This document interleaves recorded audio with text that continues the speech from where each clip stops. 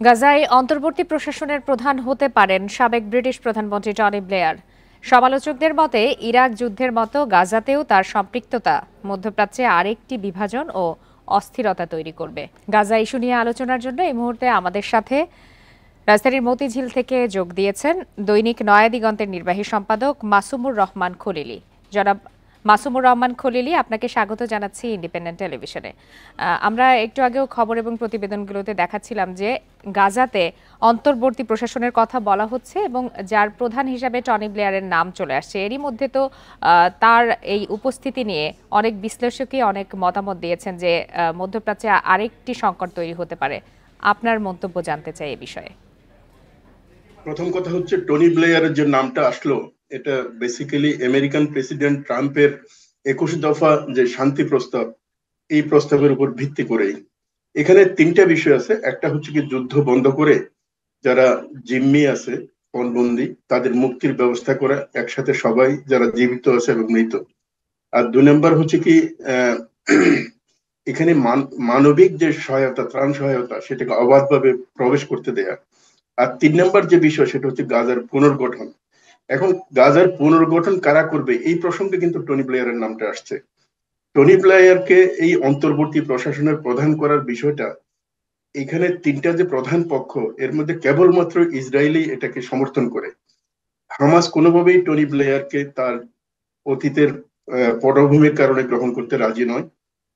অন্যদিকে আরব মধ্যস্থতাকারী যারা আছে, তারাও কোনোভাবে টনি ব্লেয়ারের অন্তর্বর্তী শাসনের প্রধান হওয়াটাকে মানতে চায় না। এমনকি ফিলিস্তিন কর্তৃপক্ষ এবং ফিলিস্তিনের অন্যান্য কোনো গ্রুপেই টনি ব্লেয়ারের অন্তর্বর্তী প্রশাসনের প্রধান হিসেবে মানতে তারা রাজি নন। তারা মনে করে যে গাজা এবং পশ্চিম তীর, ফিলিস্তিন ভূখণ্ড ফিলিস্তিনিরা শাসন করবে। অতএব ফিলিস্তিনি কোন একটা কর্তৃপক্ষকে অন্তর্বর্তীকালীন সরকারের প্রধান করা, এক্ষেত্রে আপনার কি পিএকে মনে প্রধান হয় যে গাজা সংকট আরো ঘনীভূত হচ্ছে কিনা? যেখানে যুদ্ধ বন্ধই আসলে একমাত্র সমাধান, সেখানে এ ধরনের অন্তর্বর্তী প্রশাসন এনে সব মিলিয়ে আপনার কাছে কি মনে হয়? আমার কাছে মনে হয় যে ইতিবাচক যে দিকটা, সেটা হচ্ছে শান্তির একটা সম্ভাবনা দেখা যাচ্ছে। এখন পর্যন্ত বিরোধের যে বিষয়গুলো, এর মধ্যে প্রধান বিষয়টা হচ্ছে টনি ব্লেয়ার। আর টনি ব্লেয়ারের বিষয়টা কিন্তু পরিবর্তন করা যেতে পারে। জাতিসংঘের কোন একজন কর্মকর্তা অথবা অন্য কোনো আন্তর্জাতিক আরব এবং ওআইসি কেন্দ্রিক কোন একজনকে এটার অন্তর্বর্তীকালীন সরকার প্রধানের দায়িত্ব দেওয়া যেতে পারে। যদিও ফিলিস্তিন কর্তৃপক্ষ অথবা ফিলিস্তিনি কোনো গ্রুপকে এই অন্তর্বর্তীকালীন সরকারের প্রধান নাও করা হতে পারে। এখানে বিরোধের আরো কয়েকটা বিষয় আছে, শুধুমাত্র টনি ব্লেয়ার না। টনি ব্লেয়ারের বিষয়টা আমার মনে হয় না ইসরায়েল অথবা আমেরিকা খুব কঠিন ভাবে এটাকে ধরে রাখতে চাইবে, যার বিপরীতে যুদ্ধ বন্ধ হওয়ার সকল বিষয় ব্যর্থ হয়ে যাবে। এখানে আরো দুটা মাসুমুর রহমান, ক্ষমতা গ্রহণের পর থেকে আমরা ডোনাল্ড ট্রাম্পকে দেখেছি যে তিনি বারবারই আশ্বাস দিচ্ছেন যে গাজায় যুদ্ধবিরতি হবে বা একটা স্থায়ী সমাধান আসবে, কিন্তু এখন পর্যন্ত কার্যকরী কোনো পদক্ষেপ সেভাবে দেখা যাচ্ছে না। এর কারণ কি বলে আপনি মনে করেন? হ্যাঁ, এটা আপনি ঠিকই বলেছেন। তবে এর মূল কারণ যেটা আমার কাছে মনে হয়, সেটা হচ্ছে কি, যুক্তরাষ্ট্রের সামনে ইসরায়েলের স্বার্থটাই হচ্ছে মূল বিষয় হিসেবে সামনে চলে আসে, শান্তির চাইতেও। যেমন, তবে এখন সর্বশেষ যে আশার দিকটা হচ্ছে, এতদিন পর্যন্ত ট্রাম্প চেয়েছিলেন হচ্ছে গাজাকে ফিলিস্তিন মুক্ত করা, অন্য কোনো জায়গায় সরিয়ে নিয়ে যাওয়া।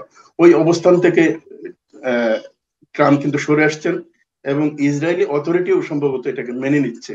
তার মানে গাজা এবং পশ্চিম তীর, এসব জায়গা থেকে আসলে ফিলিস্তিনদের বহিষ্কার করা, বের করে দেয়া, এই ক্ষেত্রে মনে হয় তারা একমতের কাছাকাছি চলে আসছে। এখন দ্বিমত যেটা আছে, সেটা হচ্ছে কি, আসলে হামাসের অস্ত্র সমর্পণ অথবা নিরস্ত্রীকরণ যে শর্তটা, এটা হামাস কোনোভাবে মানতে চায় না। তারা মনে করে যে তাদের যে গাজার শাসন যেটা আছে, সেটা অন্তর্বর্তীকালীন প্রশাসনের কাছে হস্তান্তর করতে তারা রাজি, কিন্তু অস্ত্র সমর্পণে নয়। এর মধ্যে মাঝামাঝি একটা প্রস্তাব দেওয়া হয়েছে আরবদের পক্ষ থেকে। তারা বলছে যে ভাষাটা একটু নমনীয় করা হলে এটা হয়তো মানিয়ে নেওয়া যেতে পারে। সেটা হচ্ছে নিরস্ত্রীকরণ না বলে অস্ত্র সমর্পণ করা, অস্ত্র জমা দেয়া। আমার ধারণা হচ্ছে কি, এখন যে জি, সেক্ষেত্রে এই যে এই দফায় টানা ২ বছর ধরে যে ধরনের ধ্বংসযজ্ঞ চালাচ্ছে ইসরায়েল, এবং এখন পর্যন্ত আমরা দেখছি যে মানুষের মানবিক সহায়তাও ঠিকমতো পাওয়া যাচ্ছে না। নেতানিয়াহুর বিরুদ্ধে আন্তর্জাতিক সম্প্রদায়ের কোনো কঠোর পদক্ষেপও কিন্তু আমরা এখন পর্যন্ত দেখিনি। হ্যাঁ, আমরা দৃশ্যমান কোনো পদক্ষেপ দেখছি না, কিন্তু কূটনৈতিক অঙ্গনে প্রচন্ড রকম চাপ কিন্তু আমেরিকার উপরে আছে।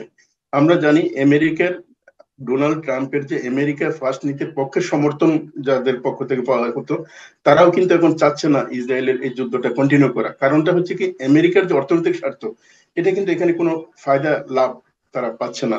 ফলে এই যুদ্ধ বন্ধ করার জন্য একটা আমেরিকার ভেতর থেকেই চাপ আছে।